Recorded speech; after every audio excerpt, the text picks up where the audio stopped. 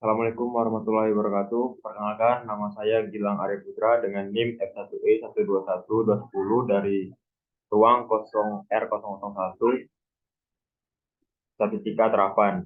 Di sini saya mengambil judul untuk laporan buat saya yaitu analisis tingkat kepuasan pengguna terhadap aplikasi LinkedIn menggunakan metode teknologi assistance model atau disingkat TAM. Baiklah, pendahuluannya, satu pendahuluan yaitu LinkedIn adalah jaringan profesional terbesar di dunia internet. LinkedIn merupakan platform media sosial yang dapat kita gunakan untuk menjangkau informasi dan target audiens dalam kancah profesional. Saja kita skip ke objek penelitian. Pada penelitian ini, kami menggunakan atau melakukan survei kepuasan pengguna pada salah satu aplikasi platform media sosial bernama LinkedIn. Kami menggunakan metode penelitian teknologi assessment model atau STAM. Dengan menggunakan metode ini, kami membuat sebuah kuesioner yang berisi 33 responden sehingga dapatkanlah sebuah sampel dari populasi sebanyak 250. Pada kuesioner ini terdapat 4 variabel dan juga 12 indikator pernyataan. Dalam penelitian TAM ini dapat gagasan variabel X1 ease of use atau kemudahan dengan 3 indikator. Kedua ada X2 usefulness atau kemanfaatan dengan 3 indikator pernyataan. Terus yang ketiga ada behavioral attention to use atau minat perilaku untuk tetap menggunakan teknologi informasi, juga terdiri dari 3 indikator pernyataan. Dan terakhir ada Y1 sebagai variabel, itu actual use atau pemakaian aplikasi. Yang ketiga ada metode penelitian. Yang pertama ada outer model atau model pengukuran ya. Outer model tujuan untuk menspesifikasikan hubungan antar variabel laten dengan indikator-indikatornya. Uji outer model ini menggunakan bantuan prosedur PLS algorithm menggunakan aplikasi Smart PLS. Pada pengukuran ini terdapat dua pengukuran yaitu reflektif dan formatif. Terus yang kedua ada inner model atau model struktural. Inner model merupakan model struktural yang digunakan untuk memprediksi hubungan kausalitas atau hubungan sebab dan akibat antar variabel laten atau variabel yang tidak dapat diukur secara langsung. Struktural model atau inner model menggambarkan hubungan kausalitas antar variabel laten yang telah dibangun berdasarkan substansi teori. Pada uji ini saya menggunakan uji R-square dan juga uji F-square. Pada part coefficient saya menggunakan prosedur bootstrapping untuk mendapatkan uji hipotesis. Yang tiga ada hipotesis penelitian.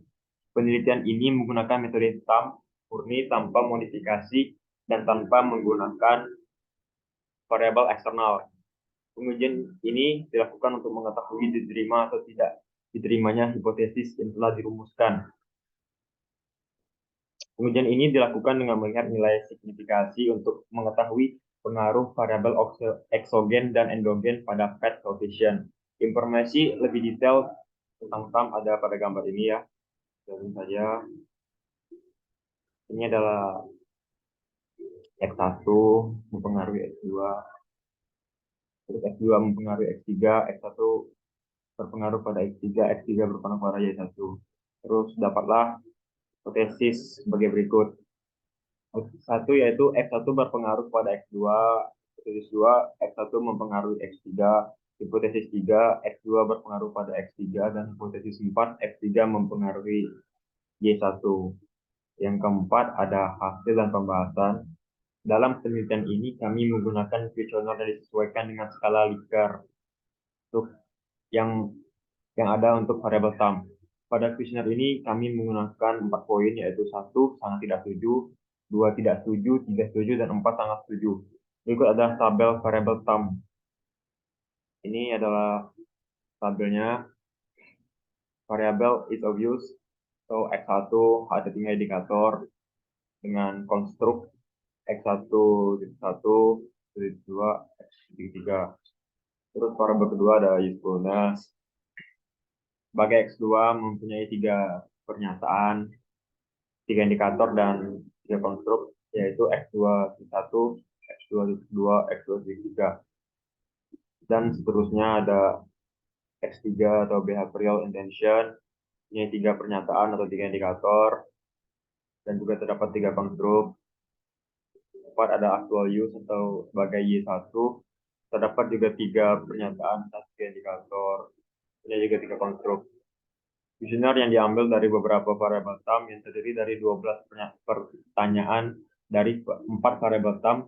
Data sudah dikumpulkan lalu dianalisis menggunakan aplikasi Smart PLS. Baiklah, mari kita buka aplikasi Smart PLS-nya.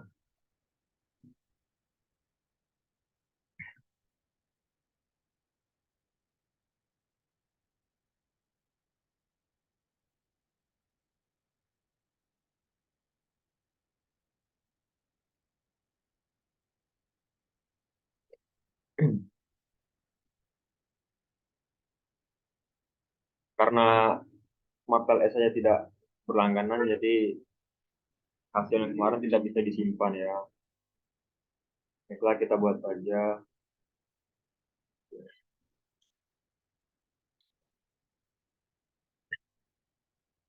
Kita buat grafik modelan dulu. Ini sebagai this of this to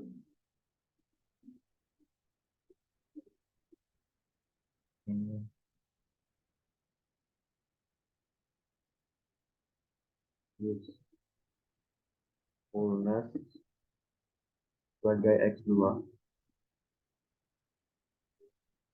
itu ada behavioral and behavioral sorry intention sebagai X3. Lalu terakhir ada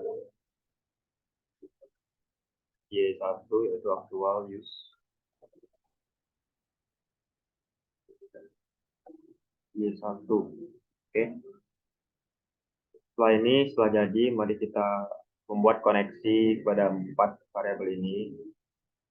Kita rapikan dulu di bawah.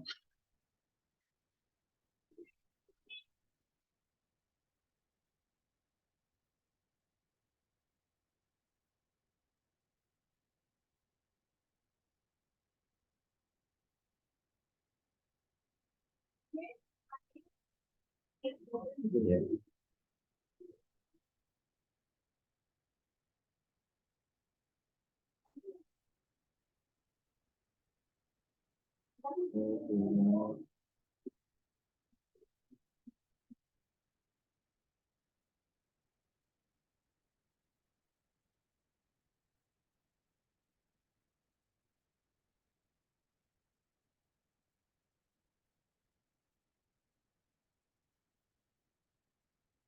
Kita connect saja. Maaf, tidak rapi ya untuk mempersingkat durasi.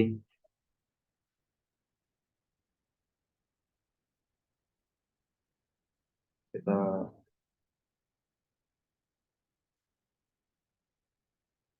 oke. Baiklah, selanjutnya kita calculate dulu menggunakan algoritma PLS sum algorithm start calculation.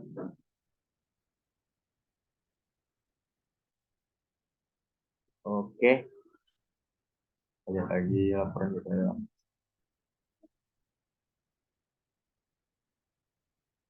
Kita akan menguji outer model.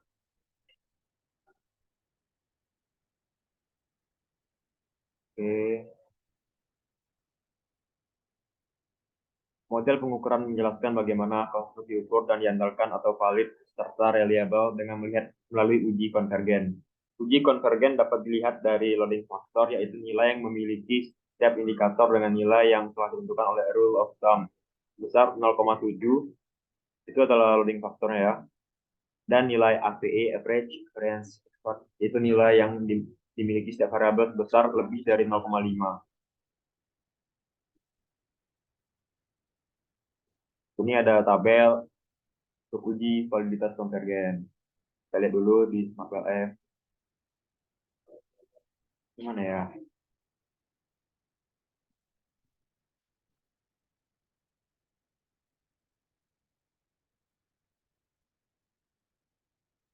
Nih,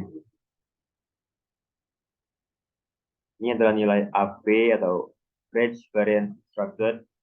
Untuk y satunya tuh di bawah 0,5, jadi dia tidak signifikan kali. Ini juga X3-nya tidak di bawah 0,5. Terus X1-nya di atas 0,5 yaitu 0,7. X2 juga 0,58. Jadi ini signifikan ya. Balik lagi ke laporan. Nih, pada variabel isobius, tiap indikatornya itu valid ya. Dikarenakan belum faktornya itu tuh, di atas 0,7, jadi valid.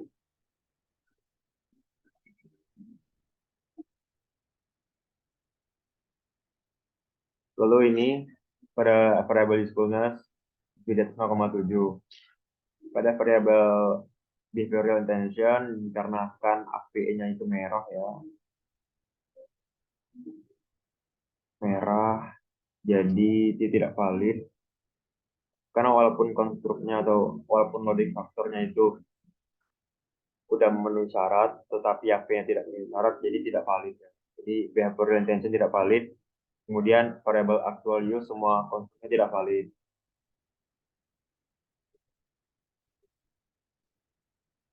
Ini adalah contoh outer loadingnya. Kita lihat dulu outer loadingnya pada outer loading list. Outer loading list. Sebentar. Ini. Nah ini. Harusnya cuma ada dua konstruk yang tidak memenuhi syarat atau tidak valid ya. Yaitu pada konstruk behavioral intention X3 dan juga konstruk Y3.3 actual use. Salah ini harusnya ini Y1.2 tiga ya. Maaf, terjadi kesalahan graphical model tadi.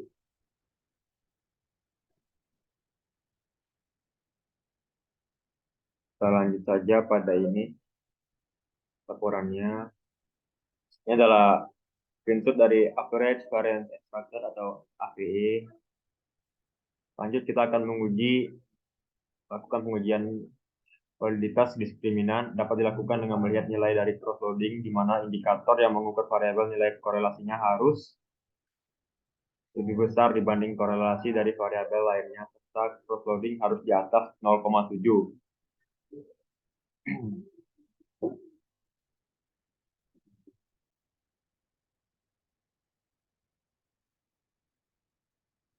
Ini adalah tabel hasil uji validitas diskriminan. Kita melihat cross-loading. Bentar, kita cari dulu cross-loading di sini. Gimana ya kemarin? Cross-loading.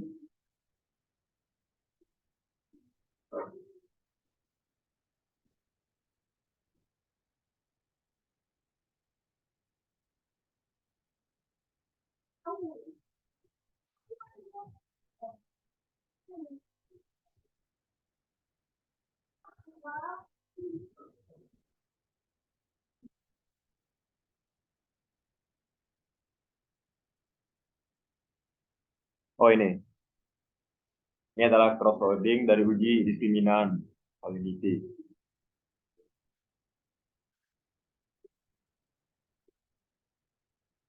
Bentar, apa karena salah itu ya?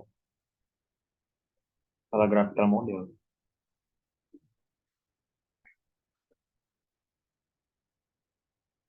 Bentar ya. Ini harus kita ubah dulu.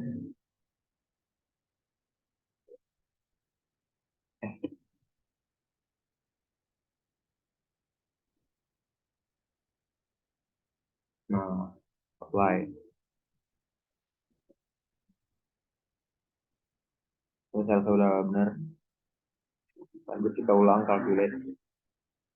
Ini berpengaruh pada uji-uji tersebut.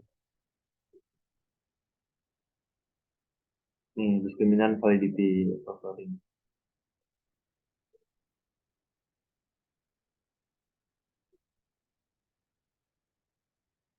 Pada uji ini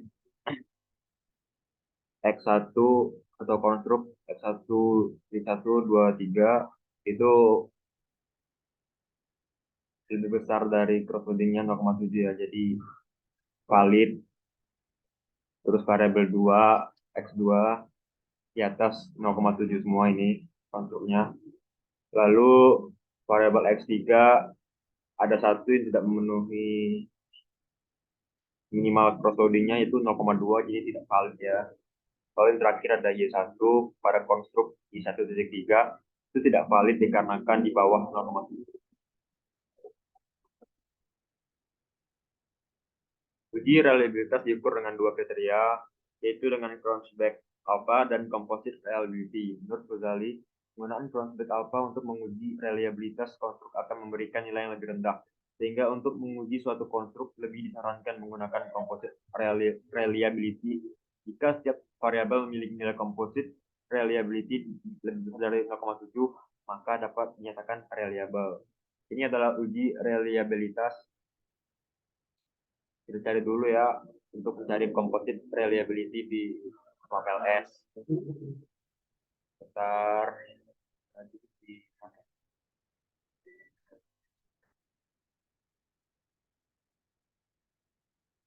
Oh ini.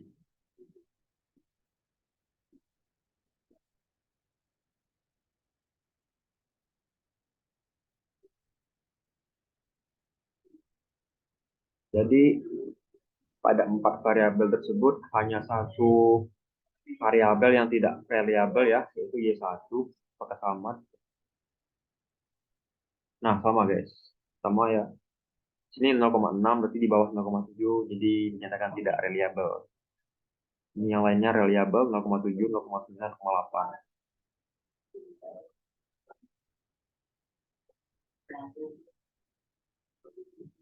Yang ketiga ada hasil uji struktural atau inner model. Uji ini dilakukan untuk melihat pengaruh dari variabel ke variabel laten lainnya atau variabel independen terhadap variabel dependen, di mana variabel independen sebagai variabel eksogen dan variabel dependen sebagai variabel endogen.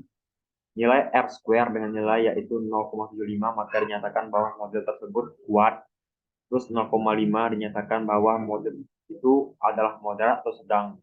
0,25 dinyatakan bahwa model itu adalah lemah. Ini adalah tabel dari uji R square. Pada variabel actual use Y1 R square-nya itu 0,274 yang berarti sedang ya, bisa dibilang sedang karena di atas 0,25. Lalu behavioral intention atau X3, variabel X3 R square-nya itu 0,616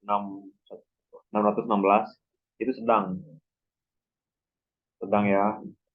Lalu ease of use itu S1 dengan R square-nya 0,096. Itu di bawah 0,25 jadi di kategori lemah. Yang terakhir ada saja. Yang terakhir, ntar saya perlihatkan dulu R square-nya dari SmartLS di R square. Oh ini ada R square biasa sama R square adjust pada actual use. Pada variabel actual use 1, R square biasanya itu 0,274, sedangkan adjustnya 0,250. Background intention 0,616, ini 0,590. Jadi saya memakai R square yang biasa, bukan yang adjust. Seperti pada laporan saya. Baiklah, pada pengujian F square dilakukan untuk melihat besarnya pengaruh perubahan nilai pada R kuadrat ketika konstruk tertentu dihilangkan dari model yang digunakan. Hal ini dilakukan untuk mengetahui apakah konstruk yang dihilangkan memiliki dampak terhadap konstruk endogen. F square memiliki rentan nilai untuk melihat efek dari konstruk tersebut dengan rule of thumb yaitu 0,35. Tunjukkan efek besar 0,15, tunjukkan tengah 0,2, kecil dan kurang itu adalah tidak berpengaruh. Kita uji menggunakan papel S. Ini adalah F square ya. Ini pada uji ini aktualis itu 0,37 yang berarti seperti ini, yang berarti masih berpengaruh ya karena di atas rule of thumb tuh besar ini dengan efek besar. lalu X3,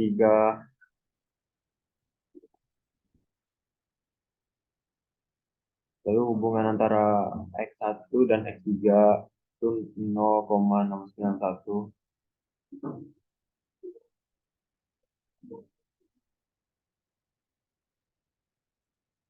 di kategori besar. Lalu ini hubungan X2 dan ini X1 X3, terus ini X2 X3, kita lihat dulu. X2 X3 ini hijau ya, di sini berarti kategorinya besar. Lalu yang terakhir ada hubungan X1 dengan X2, itu saya buat merah karena lemah ya, atau mungkin tidak memiliki pengaruh.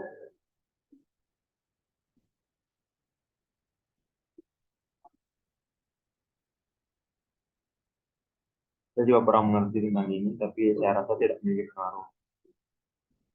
Yang keempat ada hasil uji hipotesis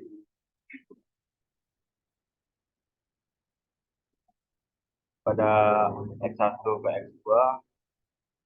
Ini ada statistik, p-value, dan keterangan. Pada variabel X1 ke X2, statistiknya 1,429, p-value-nya 0,153, keterangan tidak signifikan dikarenakan statistiknya itu di bawah 1,96, jadi tidak signifikan.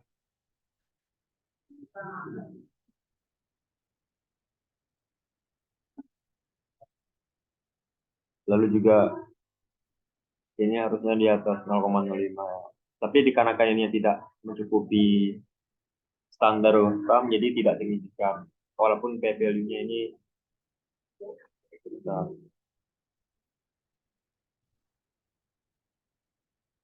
Oh, jika lebih besar maka ditolak. Dia harus di bawah 0,05.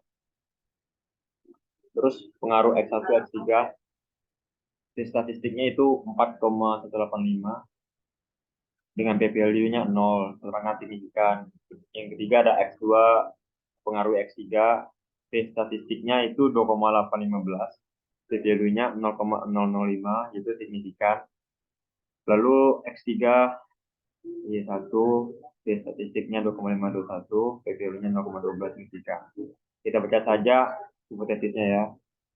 H1, pengaruh antar variabel isogenius dengan variabel usefulness tidak signifikan karena memiliki nilai statistik sebesar 1,429 yang berarti di bawah 1,96, dan nilai p-value-nya sebesar 0,153 yang berarti di atas 0,05. Maka pada hipotesis 1 ini studi kasus ditolak karena tingkat kemudahan isogenius pada aplikasi tidak berpengaruh terhadap manfaat usefulness.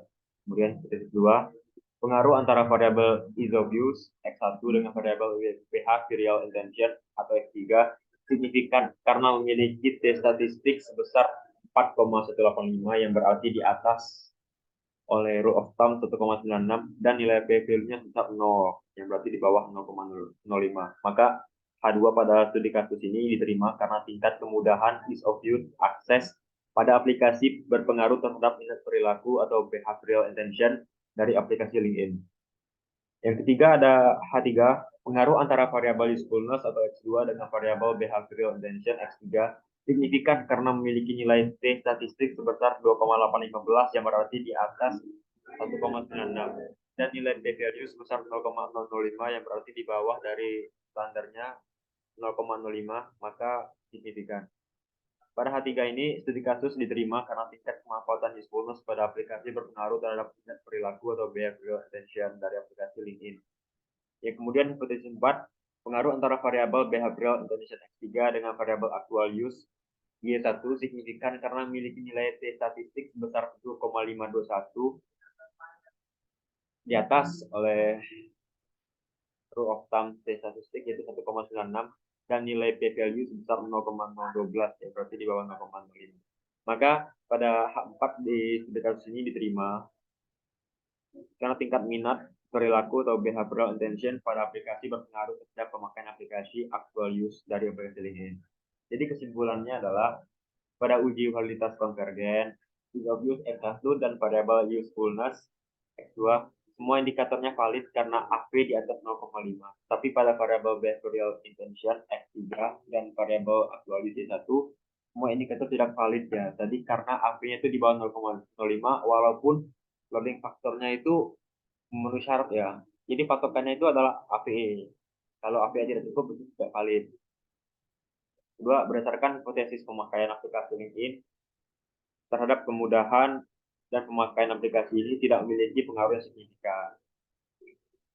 Yang ketiga, pengaruh kemudahan aplikasi LinkedIn dengan minat perilaku mempunyai pengaruh yang signifikan dikarenakan dengan banyaknya kemudahan aplikasi seperti fitur-fitur yang ada di dalamnya dapat memunculkan minat para pengguna. Optimal keempat, manfaat dari aplikasi LinkedIn ini mempunyai pengaruh yang signifikan di mana aplikasi ini memberikan banyak kemudahan para pengguna, sehingga para pengguna minat dan butuh pada aplikasi LinkedIn. Yang kelima, minat perilaku dan pemakaian menggunakan pengguna saling berhubungan dan mempunyai pengaruh yang signifikan pada aplikasi LinkedIn. Ini adalah referensi buat makalah saya menggunakan satu artikel ya, dan juga saya melihat link YouTube Ibu yang Ibu jelaskan kemarin.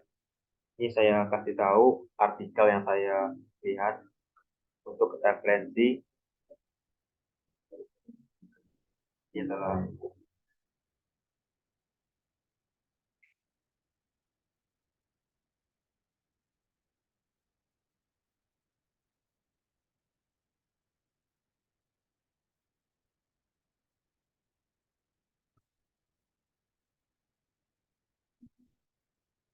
baik, ini adalah contoh artikel yang saya lihat untuk referensi pada buat saya.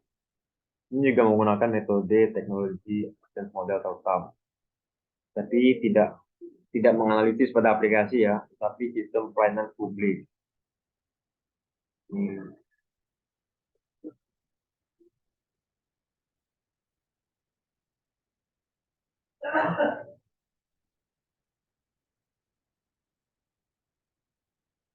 Oh iya, sebenarnya saya lupa untuk memperlihatkan kuesioner saya. Ini adalah kuesioner yang saya buat bersama rekan saya Reni Trianingsi, karena kami mempunyai judul analisis yang sama. Nih, analisis tingkat kepuasan pengguna terhadap aplikasi LinkedIn menggunakan metode TAM. Ini ada nama, jenis kelamin, umur, pekerjaan, terus ada skala Likert, ada 4, pernyataan sampai 12 totalnya, jawaban. Saya sudah menutup kuesioner ini, jadi tidak ada lagi yang bisa menjawab kuesioner. Baiklah, cara saya cukup yang presentasi dari saya. Apabila ada kesalahan atau hal yang tidak saya mengerti, saya mohon maaf karena saya masih belajar. Assalamualaikum warahmatullahi wabarakatuh.